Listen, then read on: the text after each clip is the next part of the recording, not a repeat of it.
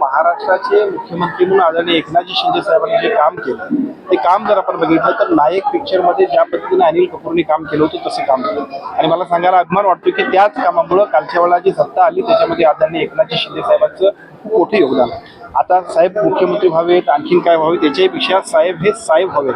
साहेबांचं जे काही आता स्थान आहे ते अजूनही अशाच पद्धतीने वाढत जावं अशा पद्धतीची प्रचंड ऊर्जा त्यांच्याकडे आहे. त्यामुळे पदापेक्षा सुद्धा एकनाथ शिंदे हे नाव खूप देशात आपली इच्छा काय आपली इच्छा वाटतं मी आपल्याला सांगतो की देशामध्ये एकनाथ शिंदे हे नाव आता जे आहे ते खूप मोठं झाले आणि ते अजूनही होणार आहे कारण प्रचंड ऊर्जा प्रचंड काम करण्याची त्यांची मेहनत आहे. त्यामुळे ही सगळी पदं आपोआप चालत येतील. विधानसभेची निवडणूक जिल्ह्यामध्ये जे उमेदवार आहेत त्यांची परिस्थिती बिकट आहे, त्यांना खाटा वाढवण्याची गरज आहे.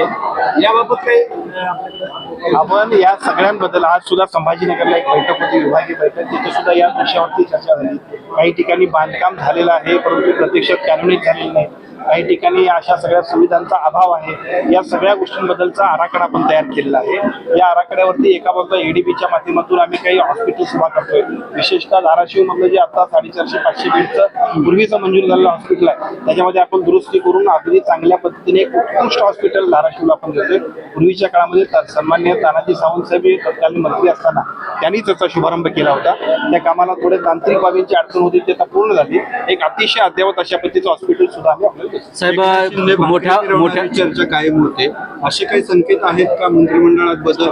सावंतांचं नाव कायम चर्चेत असतं. धाराशिवला मंत्रिपद मिळण्याची निश्चितपणानं या सगळ्या गोष्टी सातत्यानं होत राहतील. यालाच एकनाथ शिंदे साहेब म्हणतात. त्यामुळे सातत्यानं भाकरी फिरवणं काम करणाऱ्या कार्यकर्त्याला संधी देणं जे लोक योग्य पद्धतीने काम करतात त्या सगळ्या माणसांना अधिक चांगल्या पद्धतीनं पाठबळ देणं ह्या सगळ्या गोष्टी साहेब करत असतात. त्यामुळे संकेत नाही सगळ्या गोष्टी पुढे अशाच होतात. साहेब एक शेवटचा प्रश्न आहे की अनेक खासदार शिवसेना पक्षात येणार आहे तसं धाराशिवच्या खासदारांचंही नाव घेतलं जातं. वस्तुस्थिती काय पक्षात खरंच चर्चा त्या निमित्तानं चालू आहे काय? मी आपल्याला सांगतो शिवसेनेमध्ये येणारं इन्कमिंग आपण जर बघितलं तर आता कुठलीही निवडणूक नाही.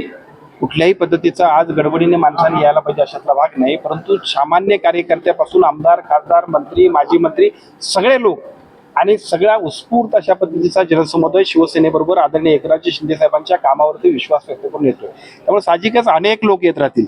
यामध्ये एकच व्यक्ती असं म्हणता येणार नाही. बघता बघता आगे आगे देखो होता येईल. एबीपी माझा उघडा डोळे बघा नीट.